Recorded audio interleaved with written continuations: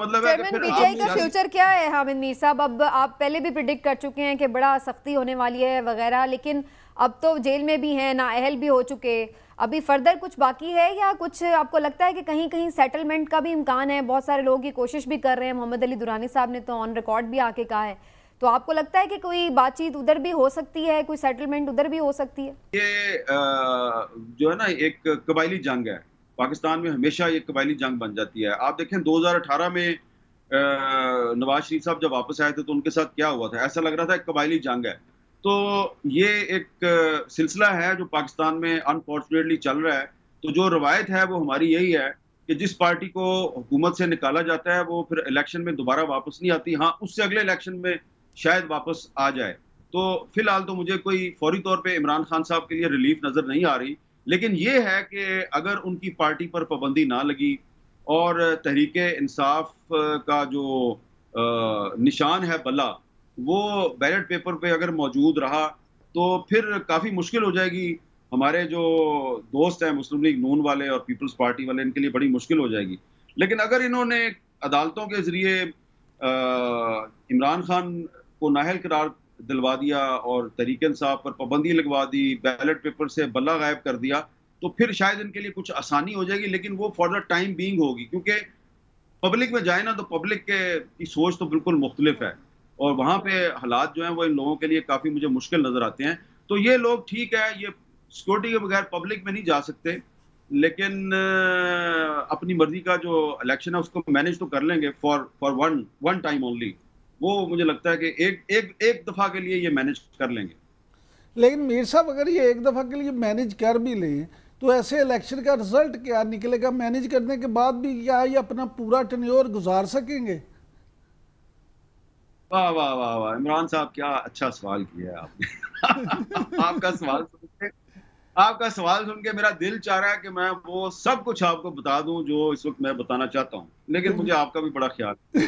लेकिन के बात है कि ये इलेक्शन जब भी कराएंगे, ये इलेक्शन का जो रिजल्ट होगा वो इनकी तवक्कुआत के मुताबिक नहीं होगा। जिस तरह ये समझ रहे हैं ना कि वो जनाब नून लीग जो है वो स्वीप कर जाएगी और इधर भी जीत जाएगी और परवेज खटक साहब केपीके में जीत जाएंगे और जहांगीर तरीन साहब की पार्टी जो है वो भी बहुत से इंडिपेंडेंट्स को अपने साथ मिला के पता नहीं क्या कर देगी। और अब तो इन्होंने सिंध में भी एक अलायंस बना दिया ना, जेयूआई का, एमक्यूएम का, जीडीए का। तो आप याद करें 2018 में भी ये सब कुछ हुआ था। इसके बावजूद इमरान खान साहब तमाम तर एस्टेब्लिशमेंट की सपोर्ट के बावजूद वो सिंपल मेजोरिटी नहीं हासिल कर सके थे। उसके बाद फिर जोर लगाया, हमारे जो खुफिया हाथ हैं उन्होंने जोर लगाया और पकड़ पकड़ के लोगों को लेके आए और फिर पंजाब में हुकूमत बनी पहले और फिर मरकज में बनी। तो ये जो 2024 में इलेक्शन होगा इसमें भी तकरीबन ऐसी ही सूरत हाल होगी और उसके बाद जब इनकी ये अपनी मर्जी की हुकूमत ले आएंगे, वो इंस्टॉल हो जाएगी जिस तरह पीटीआई की हुकूमत इंस्टॉल की गई थी 2018 में। तो ये मेरी बात याद रखिएगा, आज आप कभी मेरा क्लिप इस्तेमाल करेंगे। ये जो 2024 के इलेक्शन के बाद जो हुकूमत आएगी, इस हुकूमत को लाने वालों के साथ इनकी वैसे ही लड़ाई होगी जैसे 2018 की हुकूमत और लाने वालों के दरमियान हुई थी। और वो लड़ाई जरा देर से हुई थी। उस लड़ाई का आगाज जो है वो 3-3.5 साल के बाद शुरू हुआ था। ये जो हुकूमत आएगी इनकी लड़ाई बहुत जल्दी हो जाएगी। उसकी बहुत सी वजूहात है और वो वजूहात की मैं डिटेल में नहीं जाऊंगा। तो इसलिए मैं कहता हूं कि यार ये जरूरी है कि पहले आप एक इलेक्शन मैनेज करें, उसमें रिगिंग करें, अपनी मर्जी की हुकूमत लाएं, फिर उसके बाद आप उससे लड़ना शुरू कर दें और कहें जी ये गद्दार थे जिनको हम लेके आए थे। आप ही लेके आए थे और वो गद्दार भी आप ही ने बना दिए। तो ये जिनको ला रहे हैं ना, जिनको लाना चाहते हैं, ये इनके साथ भी कुछ ऐसा ही होगा। तो इसलिए मैं कहता हूं कि भाई फेयर एंड फ्री इलेक्शन करवा दो, जो भी जीतता है उसको जीतने दो। और मुझे पता है कि अगर तहरीक इंसाफ को मेजॉरिटी मिल गई और हुकूमत में आ गए तो उन्होंने करना वही है जो उन्होंने पहले किया था। लेकिन जो भी होगा वो एक एक यानी कि ये तो नहीं ना होगा कि जनाब वो धांधली होगी, ये हो गया वो हो गया। तो वो लड़ाई उनके साथ जो होगी वो लड़ाई सियासी लड़ाई होगी। ये वाली लड़ाई नहीं होगी कि वो डीजीआईएसआई को ट्रांसफर कर दिया तो उस पर लड़ाई होगी, वो एक बंदे को इधर से उधर पोस्ट कर दिया तो उस पर लड़ाई होगी। इस पर लड़ाई नहीं होगी। इसलिए कोई फायदा नहीं होना। ये हमारे जो डिसीजन मेकर्स हैं वो जो इलेक्शन को मैनेज करना चाह रहे हैं अगले इलेक्शन को, और जिनको वो लाना चाहते हैं, इन सब की लड़ाई होनी है लाने वालों के साथ। ये मेरी बात याद रखिएगा। बिल्कुल ठीक है। अच्छा मीर साहब, अच्छा। मीर साहब, आज बिलावल भुट्टो ने यह भी इल्ज़ाम लगाया कि 2013 में पहले पंजाब से उन्हें फारिग किया गया और फिर 2018 में जो हुआ, जिस तरह से जिस पार्टी ने यानी नून लीग ने उन्हें पहले फारिग किया था पंजाब से, तो अब पंजाब में वो भी पछता रहे हैं। तो आप क्या समझते हैं कि बिलावल भुट्टो जो हैं वो क्यों एकदम से नाराज इस्टेब्लिशमेंट से भी नजर आते हैं? ये अब बड़ी लंबी गुफ्तगू है और इसकी बहुत सी वजूहात हैं। देखें, मैं सिर्फ ये कहूँगा कि बिलावल भुट्टो जरदारी साहब जो हैं वो इसलिए नाराज़ हैं कि उनको ये कहा गया था या उनके साथ किसी ने वादा किया था कि उनकी सिर्फ सिंध में हुकूमत नहीं आएगी, उनको बलूचिस्तान में भी हुकूमत मिलेगी।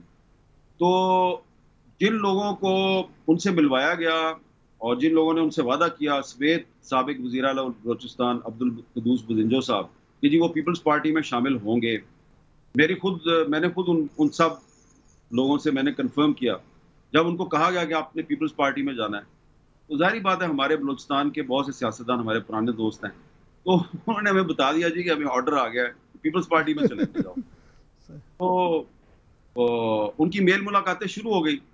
मैंने उनसे कहा, यार ये क्या है, आप लोग किस किस्म के सियासतदान हैं कि 2018 में आप सब ने नून लीग को छोड़ा और आपने BAP बना ली, बलूचिस्तान अवामी पार्टी। अब आपको ऑर्डर आया तो आप सारे छोड़ छाड़ के पीपल्स पार्टी में जा रहे हैं। कल को एक और ऑर्डर आएगा, आप किसी और पार्टी में चले जाएंगे। उन्होंने कहा जी हमने अपनी पार्टी का एक इजलास बुलाया तो हमने यही बात आपस में भी डिस्कस किया कि यार ये हम किस तरह के लोग हैं, ये हमारे बच्चे जो हैं वो अब हमारे साथ ये बातें करते हैं जो आपने हमारे साथ बंद कमरे में बात की है। एक सेनेटर साहब ने कहा, हामिद मीर साहब मेरा बेटा जो है वो 14 साल का है, उसने मेरे साथ एग्जैक्टली यही बात की है जो आपने की है। तो मैंने कहा फिर आप सोचे ना अपने बारे में कि बलूचिस्तान के लोगों के बारे में तो ये कहा जाता है कि बड़े बासूल लोग होते हैं, बड़े बहादुर लोग होते हैं, तो आपको इधर से कॉल आती है तो आप पार्टी छोड़कर दूसरी पार्टी में चले जाते हैं। थोड़े दिन के बाद जो है वो सेनेटर साहब मुझे मिले, उन्होंने मुझे एक मैसेज दिखाया, उन्होंने कहा जी नवा ऑर्डर आ गया है। मैंने कहा वो क्या है? वो कहते हैं अब ऑर्डर है नून लीग में चले जाओ। तो मैंने कहा ये क्या चक्कर हुआ? उन्होंने कहा जी बस कोई मिसअंडरस्टैंडिंग हो गई है जी पीपल्स पार्टी और हमें ऑर्डर देने वालों में। तो पता किया हमने कि क्या मिसअंडरस्टैंडिंग हुई है। तो वो मिसअंडरस्टैंडिंग ये थी कि पीपल्स पार्टी के कुछ रहनुमा जो हैं वो बबांगे दोहल उन्होंने कहना शुरू कर दिया था जी कि हमारा जो वादा था नून लीग के साथ वो ये था कि 2022 में शहबाज शरीफ साहब जो हैं वो प्राइम मिनिस्टर बनेंगे, लेकिन 2023 में या 24 में बिलावल साहब प्राइम मिनिस्टर बनेंगे। तो वो ये लड़ाई हो गई। उन्होंने कहा जी जिस पार्टी की ज्यादा सीटें होंगी वो पार्टी अपना वजीर आजम ले आए। लेकिन to cut the story short, ये कहना कि 2013 में हमें पंजाब से निकाल दिया और 2018 में भी यही हुआ था, 2018 में जो कुछ भी हुआ वो किसने किया था? किया था ना।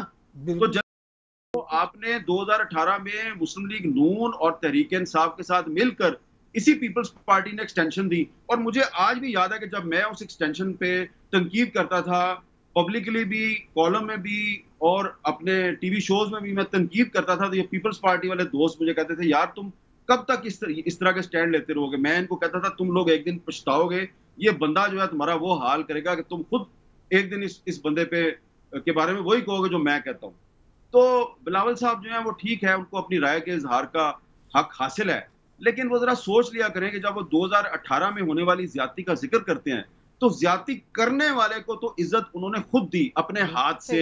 सिर्फ एक आदमी था पार्लियामेंट में, मुझे याद है सेनेटर मुश्ताक अहमद खान, जिसने उस एक्सटेंशन की मुखालफत की थी। सफर जारी है और हम यही देख रहे हैं कि कोई भी तारीख से सबक सीखने के लिए तैयार नहीं है। हामिद मीर साहब आप हमारे साथ मौजूद रहे, आपका बहुत बहुत शुक्रिया सर।